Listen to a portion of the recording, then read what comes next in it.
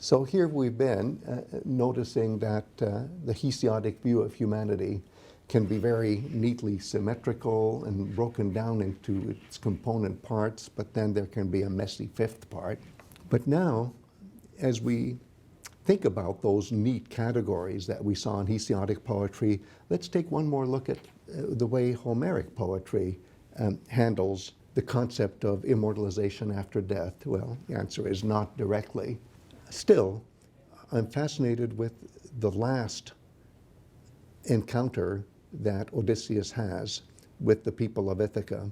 He saved maybe the best for last. We could argue that Penelope is the best, but in a way, when you think about the fact that identity is so determined by ancestry, you could also make the argument that the father is the element that ties everything together.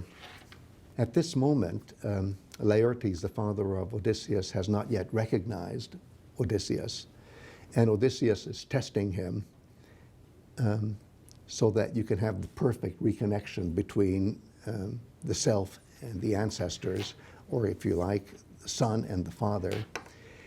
And he is commenting on the orchard that Laertes is tending with such good care, and how everything is in place and everything is properly cared for. So you can't say this is wild and woolly nature, because this is nature with the intervention of human culture. And the two work together perfectly. There's symmetry, there's order, everything is in its place. It's the perfectly tended garden. And when you think of perfectly tended gardens, of course you think back of the Golden Age, which would be, in the Hesiodic way of looking at things, generation one.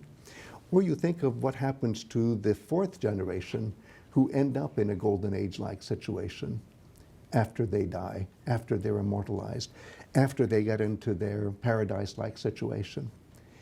So here is a view of that paradise-like situation without spelling it out. Technically, we're in the present. Well, we're not in the present, we're in the heroic age. And in the heroic age, it is possible to think of paradise-like situations, even though the Homeric tradition plays it down. But here, as much as it can, it plays it up. Interesting.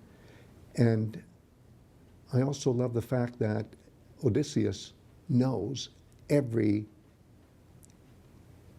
square inch of this garden. In a later moment in the Odyssey, it becomes clear that when he was growing up, he would walk through the garden with his father, and the father would teach him about everything that's in that orchard, so that by the time he was an adult, he knew, as well as his father does, every single thing about that garden.